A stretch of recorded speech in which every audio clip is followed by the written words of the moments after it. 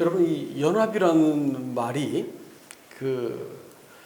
하나님께 사용될 때에는 유니티라고 씁니다. 유니티하고 유니온이라는 말이 있는데, 유니티라고 하는 말은 이렇게 예를 들어서 이렇게 화살들을 여러 개를 꽉 묶어 놓으면 유니티라고 부르는 거죠. 하나님 새 본체와 위격을 갖고 계신 분이지만 한 목적으로 서로를 위해서 존재하게 되어질 때 세 분이 유니티했다. 그래서 트리니티라고 부르는 것을 우리가 삼위일체라고 부릅니다. 근데 이제 유니온이라고 하는 말은 노동조합 이렇게 할 때 유니온이라고 부르죠. 그래서 화학적인 어떤 화학적인 일치함을 갖게 되었다 할 때 유니온이라 이렇게 부릅니다. 하나님은 세 위격이, 세 본체가 따로 계시지만 서로를 위해서 존재하고 또 하나로 계신 분이 바로 하나님이시지요. 근데 그 하나님이 셋 중에 한 분이셨던 제2위격이신 하나님이 사람에게 내려오셔서 사람을 자기 안에 담기 시작하셨습니다. 이것을 가지고는 제가 믿기로는 유니티가 아니고 유니온으로 보입니다. 사람을 자기 안에 아예 그냥 영접시키시고 하나님이 내 안에 사시고 나도 하나님 안에 살게 되어지는 그 관계를 얻고자 하셨습니다. 그래서 침례도 우리 예수님 안으로 받는 것이고, 우리가 주일날 만찬을 떼는 것도 예수님의 몸을 피를 먹고 마시면서 예수님의 일부가 되게 만드시는 이런 관계를 맺고자 하신 것입니다. 이런 관계를 맺게 되어질 때 사람들하고 관계가 서로의 존재를 인정하면서도 하나로 살 수 있는 이런 하나님이 한 몸을 만드시는데 그걸 교회라고 부르시죠.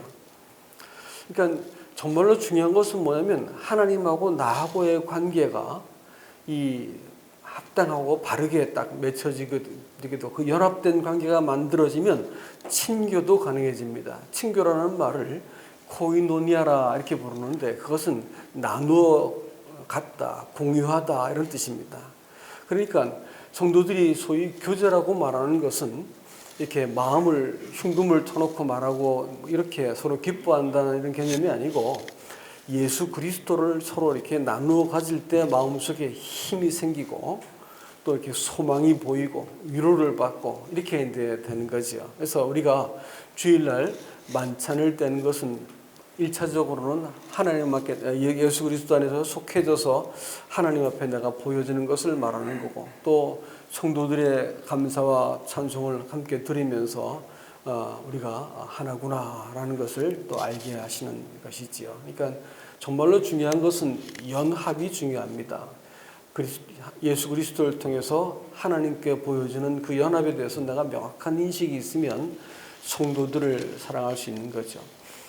하나님이 사람과 이 연합을 하기 위해서 오늘 본문의 말씀은 하나님과 함께 계시다가 우리에게 나타내신 바 된 예수 그리스도를 이야기하고 그분과의 사귐을 가지고 내가 너희한테 전한다 이렇게 말을 했습니다. 그러니까 하나님과 사람과의 그 사귐이 사람한테 전달이 되는 것을 친교라고 부르고 또 복음이라고도 말할 수 있겠죠. 근데 하나님과 사람과의 관계는 하나님이 1차적으로 사람을 사랑하여서 자신을 주신 것입니다. 하나님이 사람을 구원하는 방법이 자기 아들을 내어주신 것이었습니다. 왜 하나님이 우리를 구원하시기 위해서 아들을 내어주셔야 되는가 아시는 것처럼 우리의 생명값이 아들의 생명을 요구할 만큼 우리가 존귀한 사실 존재들입니다. 하나님이 우리를 위해서 아들의 생명값을 지불하시고 우리를 얻으셨으니까요. 그래서 사람의 죄값을 지불하기 위해서 아들이 죽으셔야 되고, 그 다음에 아들이 부활하신 것도 혼자 죽으신 것이 아니듯이 부활도 혼자 하신 것이 아닙니다. 예수님께서 부활하실 때 사람과 함께 일어나셨지요. 그래서 하나님 앞에 우리를 이렇게 세워놓으신 것입니다. 여러분, 구약의 제사를 둘로 나눌 수가 있습니다. 한 가지는 뭐냐면 제물이 있고요. 또 하나는 예물이 있습니다. 예물과 제사 이렇게 부르는데, 제사라고 말하는 것은 속죄자와 속건자를 의미하는 것이죠. 사람의 죄를 담당하는 것, 사람의 필요를 채워주는, 사람의 죄를 덮고 사람의 필요를 채워주고 사람의 허물을 덮어줘서 우리가 정죄받지 않게 만들어주는 측면이 있습니다. 그걸 제사라고 부르는 거예요. 그러나 또 다른 그 소제라든지 번제라든지 화목제라고 말하는 것을 예물이라고 불렀거든요. 그것은 뭐냐면 하나님이 그걸 나의 음식, 내 음식, 기뻐하고 향기로운 것이다 이렇게 불렀었는데, 당신의 음식이라고 불렀던 것이 있었습니다. 예물이라고 부르는 거예요. 그건 뭐냐면 우리를 그리스도 안에 담아가지고 하나님께 가져갔더니 하나님의 의가 충족이 되신 거예요. 하나님께서 그걸 보고 기뻐하십니다. 예수 그리스도 안에 들어있는 사람까지 하나님 보시고 기뻐하시는 것이 있습니다. 구원이라고 말하는 것은요, 사람이 죄를 안 짓고 도덕적으로 무결해지고 또 이 선해지고 뭐 이렇게 되어서 구원에 합당하게 되는 것이 아닙니다. 우리가 생각을 오해를 많이 하는데, 그래서 예수 믿는 것이 자기가 점점점 온전해져야 된다고 생각하지만 그건 착각입니다. 그거는 소위 율법적이라고 말하는 것이고요. 그렇게 되어서는 우리는 죽을 때까지 온전하지 못한 사람들입니다. 하나님의 구원은 그런 방식으로 나타나지 않습니다. 하나님은요, 오히려 시편 71편 2절인가 볼 것 같으면 하나님의 구원이 가깝고 주의 정확히 읽어보겠습니다. 읽고 갈게요. 시편 71편 71편 시편 71편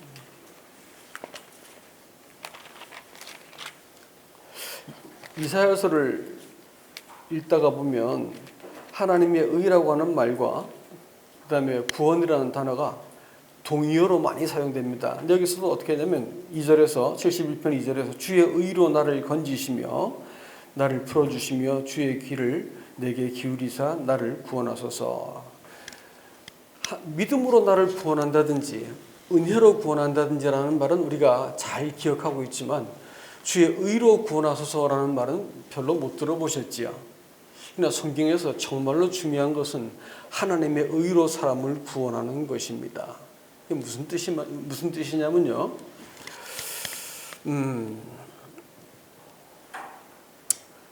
이 개념이 분명해지면 신앙생활이 상당히 명료해진다고 생각이 들어집니다. 그것은 무슨 뜻이냐면 예수님께서는 로마서 3장 25절 말씀해 볼 것 같으면 하나님은 구약시대 내내 이 대적하는 존재들에게서 비난을 받았습니다. 왜냐하면 저 죄투성이, 저 형편없는 인간들을 하나님 왜 심판하지 않습니까? 정당하지 못합니다. 이런 비난을 받으셔야 됐었어요. 이 사람들한테 겨우 짐승의 피를 이렇게 흘려서 제사를 지냈습니다. 근데 그걸 보고 하나님께서 심판을 하지 않으시고 심판을 유보하세요. 그걸 성경적인 표현에서는 간과하셨다 이렇게 했는데, 심판을 하려다가 짐승의 피를 보시고 심판을 하지 않고 넘겨버리시는 거예요. 그 다음 차례로. 그래서 계속 심판을 유보하셨어요. 그러니까 구약시대 내내 하나님은 어떤 비난을 들으셔야 되냐면 편애하시는 겁니다. 왜 저 인간들은 깜냥도 안 되는 인간들을 심판하지 않고 공정하지 못하게 다루십니까? 이렇게 말씀을 들으셔야 됐던 거예요. 하나님은 구약시대 내내 심판을 하지 못하시고 기다리신 거였습니다. 근데 마침내 하나님께서 사람의 몸을 입고 이 땅에 오셔가지고 십자가에서 온 세상의 죄, 역사상에 존재했던 모든 사람의 죄를 당신한테 다 올려놓으시고 또 당신이 그 죄를 이렇게 사람들의 죄를 덮으셔가지고 심판을 그 몸에 다 받으셨습니다. 예수 그리스도시죠.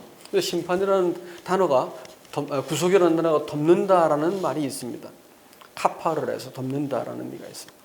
덮어가지고 심판을 다 받았어요. 심판이 정당하게 집행되고 나니까 3장 26절 말씀은 비로소 자기도 의로우시고 자기를 믿는 자를 의롭다고 여기셨다. 의롭다고 하나님께서 인정하셨다. 이런 말씀이 나오는데, 하나님이 비로소 당신이 이렇게 정당하게 심판을 하시고 나서 사람을 놓아줄 수 있게 되어지고 사람을 의롭다고 말씀할 수 있게 되어졌다. 이렇게 이야기하셨습니다. 여러분, 하나님과 사람이 정당한 관계를 맺기 위해서는 용서만 가지고 부족한 거 아세요? 어떤 사람한테서 그냥 용서했다 이렇게 말하면 그 전에 뭐가 있었다는 말이냐? 내 용서했다. 저 인간 내 용서했어. 이렇게 말하면 그 전에 뭐가 있었다는 말이에요? 죄가 있었다는 말 아닌가요? 그렇죠? 죄인이라는 말이에요. 근데 천국 구원받는 사람들은 그 의인이 받을까요? 죄인이 받을까요? 당연히 의인이 받죠. 그렇죠? 의인이 돼야 되는 것입니다. 죄인은 안 되죠. 죄인은 구원받을 수 있는 조건은 갖췄지만 천국에 들어가고 또 하나님 앞에 하나님 나라의 백성이 되기 위해서는 의인이 돼야 되는 것입니다. 그런데 그 용서받은 사람하고 의인하고는 갭이 있어요. 개념상에. 용서받았다고 말한 것은 죄인이었다는 말이잖아요. 다시 말해서 감옥에 갔다가 나온 만기 출소한 사람이 죄값을 다 지불했어요. 그럼 이 사람이 의인일까요? 죄인일까요? 이 사람이 의인일까요? 참? 만기 출소한 사람을 보고 이 사람 의인이다 이렇게 말할 수 있나요? 그건 아니잖아요. 그렇죠? 용서받았다 해가지고 의인은 아니잖아요. 그렇지 않나요? 이해가 되십니까? 하나님하고 정상적인 관계를 맺기 위해서는 용서받은 것 가지고는 안 된다는 거예요. 그 이상의 것이 필요하다는 겁니다. 그것은 우리가 의로운 관계를 맺어야만 가능하다는 거예요. 정죄받지 않고 하나님 보시기에 의로운 관계를 맺어야만 이 하나님과의 사귐, 연합이 가능한 겁니다. 그래서 하나님께서 그 하나님이신 예수 그리스도께서 이 땅에 몸을 입고 오셔가지고 사람의 죄를 해서 모든 죄를 담당하셨어요. 담당하시고 그 사람들을 하나님 앞에 세우기 위해서 부활하셨습니다. 부활하셔가지고 사람을 하나님 앞에 세워놓으셨죠. 그러니까 구원이라고 하는 문제는 죄 용서를 받았다는 게 아니고 하나님 앞에 내가 설 수 있게 되었는가라는 문제입니다. 그리고 또 하나는 뭐냐면 사람이 의로워졌는가라는 문제예요. 우리가 의롭습니까? 의롭지 않습니까? 사실은 별로 의롭지 않잖아요. 여러분 인생을 돌아볼 때 의로우십니까? 정말로 의로우십니까?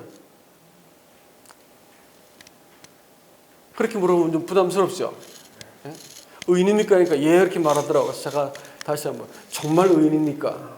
어제 한 일을 내가 알고 있다. 다시 그러면서 이렇게 물어보면 대답들을 안 하세요. 여러분, 의롭다고 하는 말을 우리가 개념을 잘 아셔야 됩니다. 의롭다고 하는 말은 도덕적인 무결함이 아니라는 것을 먼저 말씀드립니다. 이 세상에 의로운 존재가 있을까 없을까요? 없어요. 누가 의로울까요? 하나님이 의롭죠. 그렇죠? 하나님만 의로우신 거예요. 하나님만 거룩하시고 하나님만 의로우세요. 그래서 하나님이 의롭다 할 때는 홀리라는 말을 쓰고요. 사람한테 거룩하다는 말을 할 때는 홀리라는 말을 안 씁니다. 사람한테는 sanctify 이렇게 말합니다. 구별되었다. 하나님의 것으로 구별되었다. 하나님 것으로 드려졌다 그러면 거룩하다 말했어요. 양들을 셀 때 지팡이를 목자가 세워놓고 자기 밑에 양들을 지나가게 합니다. 첫 번째 거, 11번째 거, 21번째 거. 매 열에 한 개씩을 따로 떼가지고 모아놓고 나서 거룩하다 이렇게 말합니다. 하나님께 드려졌기 때문에. 하나님 것은 거룩한 것이에요. 그래서 우리를 거룩하게 하기 위해서 하나님은 홀리하신 분이지만 우리를 거룩하게 위해서 하나님 것으로 만드는 수밖에 없었습니다. 그래서 우리를 값주고 구매하셔가지고 하나님께 돌려드린 것이 예수 그리스도의 사역입니다. 그러면 거룩하다라고 한 말은 신분을 말하는 걸까요? 상태를 말하는 걸까요? 신분이죠. 자, 다시 묻겠습니다. 여러분 거룩하십니까? 정말 거룩하십니까? 그렇게 말해야 되는 거예요. 아시겠죠? 네. 어떤 상황이 되어도 거룩합니다라고 말해야 되는 거예요. 심지어는 생생하게 내 손에 죄를 지은 손에 피가 뚝뚝 떨어져도 난 하나님의 것으로 사고친 거예요. 거룩한 겁니다. 아시겠습니까? 네. 그러니까 이렇게 그리스도의 구속을 통해서 내가 하나님께 소유가 되어서 하나님께 드려진 존재가 되었다라고 하는 사실을 내가 이 사실을 근거해서 하나님의 예수 그리스도의 구원을 의지해서 나오는 걸 보고 하나님께서 판결을 내리신 거예요. 너 의롭다. 무죄.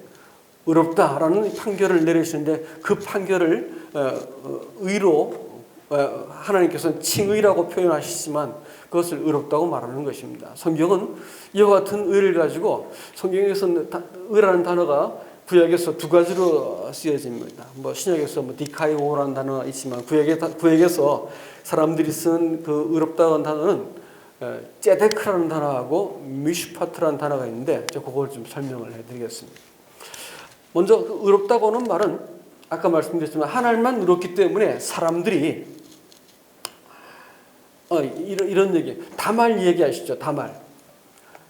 다말이 이 엘과 결혼했는데 이 엘이 자격이 안 되니까 하나님 죽여버리셨습니다.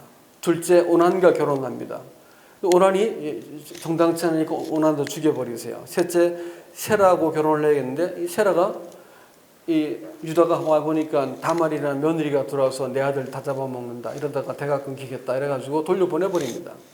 근데 거기에서는 유대 사회에서는 계대결혼이라는 게 있어가지고 계대결혼이 뭐냐면 12지파가 있는데 어떤 그 지파에서 자식을 못 낳거나 이렇게 될 것 같으면 없어지잖아요. 자식이 죽어버렸어요. 죽어버리면 그 대가 끊어지지 않습니까? 그러니까 동생이 그 형수를 취해가지고 결혼해서 자식을 낳으면 자기 자식이 아니라 누구 자식이냐면 형의 자식이 되는 거예요. 그래서 그걸 이제 대를 이어준다 해서 계대결혼이라 해가지고 형수를 내가 취한다 이렇게 해가지고 형사 취수 이렇게 표현을 합니다. 그래서 결혼을 그렇게 해야 되는데 엘이 죽으니까 오난이 취했는데 오난이 정당치 않으니까 오난을 죽여버렸어요. 그럼 세라가 결혼해야 되는데 어리니까 기다리는데도 안 주는 거예요. 그랬더니 이 유다의 그 며느리 다말이 그 때에 맞춰가지고 창녀로 변장을 해가지고 그 양털 깎고 돌아오는 유다와 더불어 유다가 때마침 하나님께서 그 아내 수아를 죽여버립니다. 수아의 딸을 죽여버려요. 이름도 나와 있지 않는데 수아의 딸을 죽여버리니까 안 그래도 내가 적적하던 차에 창녀를 보고 들어가죠. 그래가지고 아이를 낳게 됩니다. 근데 어느 날 보니까 자기 며느리가 배가 이렇게 불러가지고 오는 거니까 안 그래도 미워 죽겠는데 배가 불렀다 그러니까 저 죽여라. 돌로 쳐 죽여라. 불태워 죽여라. 뭐 이런 거 막 소리 질러 듣겠죠. 근데 이제 아무것도 준비 안 된 상태에서 이렇게 잠자리를 가지면서 이제 화대로 준 것이 지팡이하고 도장이었습니다. 내가 반드시 돌려줄 것이다. 이렇게 했는데 와서 보니까 여자가 없는 거예요. 이 뭔가 하려고 돌아갔었는데 다말이 쑥 하고 내미는 것이 뭐냐면 이 지팡이하고 인장을 넣으면서 이 지팡이의 주인이 이 아이의 아비다 이렇게 말을 하니까 누군지 알잖아요. 자기 자식인 거예요. 그런데 아주 이상한 말을 유다가 합니다. 뭐라고 얘기하냐면 저 여자가 나보다 의롭도다 이렇게 말을 합니다. 의라고 말하는 것은요 하나님 앞에서 정당함입니다. 하나님과의 관계에서 신실함을 말할 때 의롭다 이렇게 말하는 거예요. 사람들이 의롭다고 말하는 것은 다 지 생각이고 지 입장입니다. 사람이 하나님 앞에서 정당하고 신실한 태도를 취하는 것, 그걸 의롭다고 말하는 것이에요. 그렇다면 유다는 하나님의 약속을 믿지 못했고 하나님께서 자기의 씨를 살려낼 것을 신뢰하지 못했기 때문에 불의한 것이었고요. 다말은 충분히 그 통하는 외모를 가졌을 거 아니겠습니까? 미모를. 근데 딴 데 가서 결혼하고 안 살고 자기 이렇게 목숨을 걸고 수치를 무릅쓰고 배를 이어갑니다. 하나님께서는 그 하나님 앞에 이렇게 정당한 태도를 취했던 그 다말을 향해서 의롭다라는 표현을 쓰는 것입니다. 성경이 바라보는 의는 이런 개념이에요. 사람들은 내가 도덕적으로 무결한 것을 얘기할 때 다말이라고 하는 사람은 부끄러운 것이고, 제가 이렇게 이단들이 쓰는 책들을 보니까 그 창세기 38장에 나온 다말 이야기를 내가 성경에 기자라면 빼고 싶다 이렇게 말하는데 무식해서 그렇습니다. 그렇지 않습니다. 성경의 말씀은 정교하게 요셉 얘기로 들어갔다가 갑자기 유다 얘기를 해가지고 우리의 구속을 위해서 팔려가야만 됐던 구속자를 묘사함으로써 구속의 한 그림을 보여주고, 또 하나는 그 구속이 하나님의 의를 우리에게 나눠준 의를 공유하기 위해서 우리에게 구원의 길을 베풀어 주신다라는 차원에서 창세기 38장이 딱 끼어 있더라고요. 근데 사람들은 그걸 보지 못하니까 뭐 이런 기사를 성경에 집어넣는다 부끄럽게 이렇게 얘기를 하는데 그건 잘못된 것이죠. 여러분, 의라고 말하는 것은 뭐냐? 의라고 말하는 것은 하나님과 그 약속 앞에 신실하다는 뜻을 말합니다. 그러니까요, 보세요. 하나님이 아들을 죽여서 사람의 죄를 담당하시고 아들을 살려서 하나님 앞에 나아갈 수 있게 길을 만들어 주셨어요. 그런데 사람들이 보고 아유 부담스럽게 십자가에 죽기까지 하셨어요. 부담스러워요. 난 잘할 수 있는데 내가 조금만 더 열심히 하면 내가 믿을 수 있고 내가 조금만 결심하면 내가 그리스도인답게 할 수 있는데 이렇게 하면서 하나님이 제시하신 구원의 길을 거절하면 뭐가 될까요? 그건 불의한 겁니다. 죄가 되고요. 근데 어떤 죄인이라 하더라도 어떤 하나님께서 만들어 놓으신 이 그 기약대로 그리스도를 죽게 하셔가지고 만들어 놓은 구원의 길을 바라보고 예, 내가 동의합니다. 그렇게 하겠습니다 하고 내가 거기에 순종하면 뭐가 될까요? 그게 의가 되는 것입니다. 왜냐하면 하나님께 신실한 것이 되었기 때문에 그런 것이지요. 그러니까 예수님께서 가만히 보면 성경에 볼 것 같으면 주로 죄인들만 찾아가셨다는 것을 알 수 있습니다. 왜냐하면 죄인들은 하나님께 내세울 게 없거든요. 자기 의를 내세울 게 없으니까 하나님이 해놓으신 것을 저항하지 않고 받아들이게 됩니다. 그래서 내가 건강한 자를 위해서가 아니라 죄인들을 찾아왔다 이렇게 얘기합니다. 성도들이 이런 의미에서 하나님의 의를 명확하게 이해하지 못할 것 같으면 신앙생활이 뒤죽박죽이 됩니다. 어떤 사람이 와가지고 그 주일날 교회를 이렇게 안 왔길래 전화를 했더니 오긴 왔었는데 못 들어갔습니다. 이렇게 말을 해요. 왜 못 들어왔습니까? 했더니 오다가 싸웠다 이게 차 안에서. 그래가지고 소리를 지르고 싸우고 막 그냥 그야말로 만신창이가 되어버린 거야. 그러니까 예배당에 올라올 용기를 갖지 못하고 거기 앉았다가 집에 돌아왔다 이렇게 얘기를 하더라고요. 제가 그랬습니다. 그럴 때 떡을 떼야 됩니다. 이렇게 얘기했어요. 죄를 품고 있으면 떡을 떼서는 안 되지만 죄인은 얼마든지 떡을 뗄 수 있는 것이 하나님의 구원의 방식입니다. 예수님께서 요한복음 13장에 볼 것 같으면 예수님께서